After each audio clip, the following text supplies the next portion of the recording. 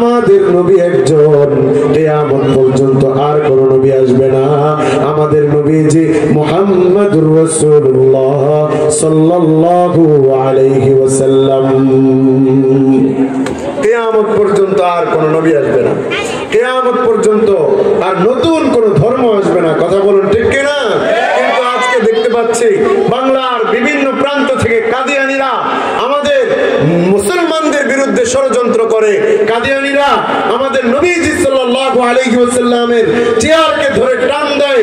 তোমরা আমাদের নবীজির নবুয়তের চেয়ারকে নিয়ে টান দিবা, আমরা মুসলমানরা ঘরে বসে আঙ্গুল চুষবো না। কথা বলুন ঠিক কি না? আমরা মুসলমানরা ঘরে বসে থাকবো না, আমরা বুকের তাজা খুন ঢেলে দিব। কাদিয়ানীদেরকে অমুসলিম ঘোষণা করতে যে রক্ত দিয়েছেন শাইখুল হাদিস আল্লামা আজিজুল হক রাহমাতুল্লাহি আলাইহি, রক্ত দিয়েছেন মুফতি ফজলুল হক আমিনী রাহমাতুল্লাহি আলাইহি, রক্ত দিয়েছেন শাইখুল ইসলাম আল্লামা শাহ আহমদ শফি রাহমাতুল্লাহি আলাইহি, পাকিস্তানে রক্ত দিয়েছেন আল্লামা সৈয়দ ইউসুফ বানুরি রাহমাতুল্লাহি আলাইহি, পাকিস্তানে রক্ত দিয়েছেন 10,000 মুসলমান।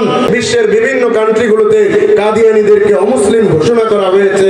আমরা জবাব চাই, আমাদের দেশে আমাদের সরকার এখনো কেন কাদিয়ানীদেরকে অমুসলিম ঘোষণা করছে না? কথা বলুন ঠিক কিনা? আমরা চাই আমরা ইসলাম ধর্ম শান্তিপূর্ণভাবে পালন করতে। কাদিয়ানীদের যে তৎপরতা, কাদিয়ানীদের যে অপতৎপরতা, তারা তাদের মসজিদ বানায়, তারা নিজেদেরকে মুসলমান দাবি করে মুসলমানদের সাথে মিশে মুসলমানদের ঈমান আকীদা ধ্বংস করছে।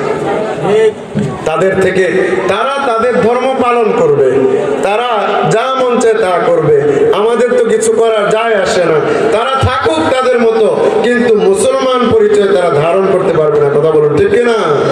আমাদের নবী একজন, তিনি হলেন মুহাম্মদুর রাসূলুল্লাহ সাল্লাল্লাহু আলাইহি ওয়াসাল্লাম। এর পূর্ববর্তী যত নবী পয়গম্বর আলাইহিমুস সালামগণ আছেন, ওনাদের উপরও আমরা ঈমান আনি। কথা বলেন ঠিক না?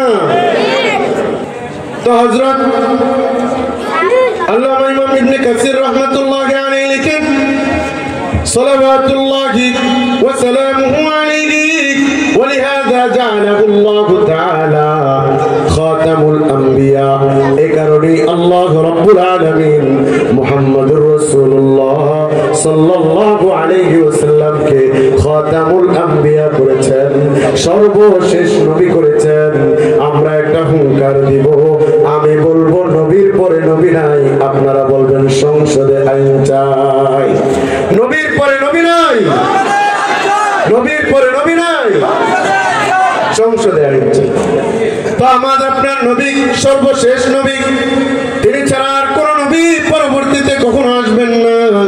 হযরত রাসূলুল্লাহ সাল্লাল্লাহু আলাইহি ওয়াসাল্লামের নবুয়তের সমাপ্তিকে কেন্দ্র করে আল্লাহ রাব্বুল ইজ্জত ওয়াল জালাল পবিত্র কুরআনুল কারীমের মধ্যে বলেন, মা কানা মুহাম্মাদুন আবা আহাদিন মির রিজালিকুম ওয়ালাকিন রাসূলুল্লাহি ওয়া খাতামান নাবিয়্যিন ওয়া কানা আল্লাহু বিকুল্লি শাইইন আলিমা।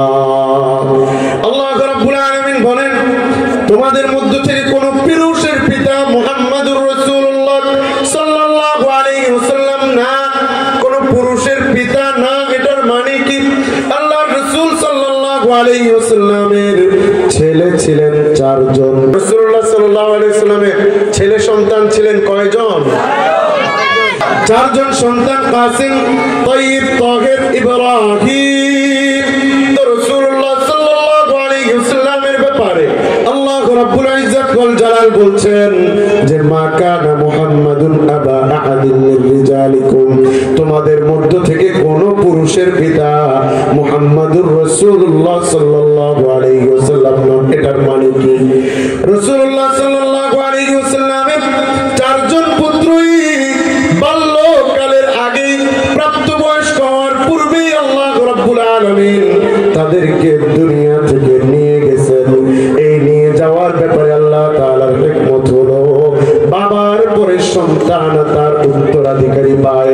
যেমন হযরত ইব্রাহিম আলাইহিস সালামের সন্তান হযরত ইসমাঈল আলাইহিস সালাম, বাবার পরে সন্তান নবী, বাবার পরে সন্তান নবী সুলাইমান আলাইহিস সালামের বাবা নবী, তিনিও নবী। এ কারণে রাসূলুল্লাহ সাল্লাল্লাহু আলাইহি ওয়াসাল্লামের সন্তানগণ, ছেলে সন্তানগণ যদি জীবদ্দশায় থাকতেন, দুনিয়াতে বেঁচে থাকতেন, তাহলে তাদেরকেও মানুষ নবী বানিয়ে ফেলার সম্ভাবনা ছিল, তাদেরকে নিয়ে ফিতনা হতো। এই কারণে আল্লাহ রাব্বুল আলামিন হুজুর আকরাম সাল্লাল্লাহু আলাইহি ওয়াসাল্লামের চারজন সন্তানকে দুনিয়া থেকে নিয়ে গেছেন।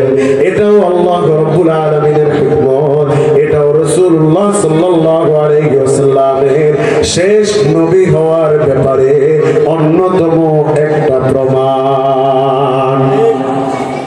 আল্লাহ রাব্বুল আলামিন বলছেন, তোমাদের মধ্যে কারো পিতা মুহাম্মদুর রাসূলুল্লাহ সাল্লাল্লাহু আলাইহি ওয়াসাল্লাম না।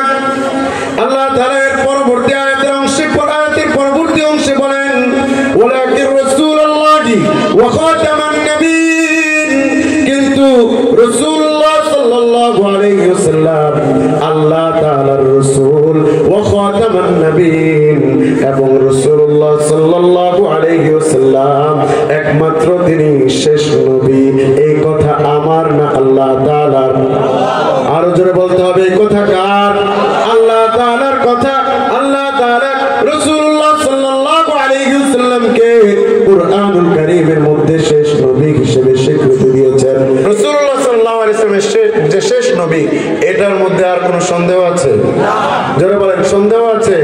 আমরা আমাদের রাসূলুল্লাহ সাল্লাল্লাহু আলাইহি ওয়াসাল্লামের ইজ্জতের হেফাজতের জন্য বুকের তাজা খুন ঢেলে দিতে কে কে রাজি আছে? হাতটা উঠে আল্লাহ করে লিল্লাহি তাকবীর। এই কাদিয়ানীরা, এই গোলাম আহমদ কাদিয়ানী ভারতের পাঞ্জাব প্রদেশের কাদিয়ান নামক এলাকায় তার জন্ম। তার মায়ের নাম হলো চেরাক বিবি। আচ্ছা বলেন, একজন নবী তার মায়ের নাম চেরাক বিবি হতে পারে? কাদিয়ানীরা পঞ্চগড়ে ঘাঁটি ঘেরে তারা মুসলমানদের ঈমান হরণ করছে, মুসলমানদেরকে বিভ্রান্ত করছে। আগামীকাল সকাল 10টা থেকে ঢাকার সোহরাওয়ার্দী উদ্যানে বাংলাদেশের খতমে নবুয়ত পরিষদগুলো, সম্মিলিত খতমে নবুয়ত পরিষদের তরফ থেকে খতমে নবুয়ত সম্মেলন, আন্তর্জাতিক মহাসম্মেলন। এখানে সৌদি আরব থেকে মেহমানরা আসবেন, পাকিস্তান থেকে মেহমানরা আসবেন, সারা বাংলাদেশ থেকে আলেম ওলামা, ছাত্র তলবা, সাধারণ জনতারা আসবেন। আপনারা যাবেন তো ইনশাআল্লাহ? কার জন্য যাবেন? রাসূলুল্লাহ সাল্লাল্লাহু আলাইহি ওয়াসাল্লামকে নিয়ে ছিনিমিনি খেলে আমরা করবোটা কি বলেন? আমরা সরকারের কাছে দাবি জানাই, সরকার যেন বুঝে শুনে, একটু বুঝে, মুসলমানদের আবেগকে বুঝে। সরকারও তো মুসলমান, আপনারা কি বলেন? সরকারও তো মুসলমান, আপনারা কি বলেন? সরকার যেন কাদিয়ানীদেরকে অমুসলিম ঘোষণা করে, আমরা সেজন্য যাব সেখানে। এই সম্মেলনকে আমরা শক্তিশালী করব। আল্লাহ তাআলা আমাকে আপনাকে তৌফিক দান করেন, বলি আমিন।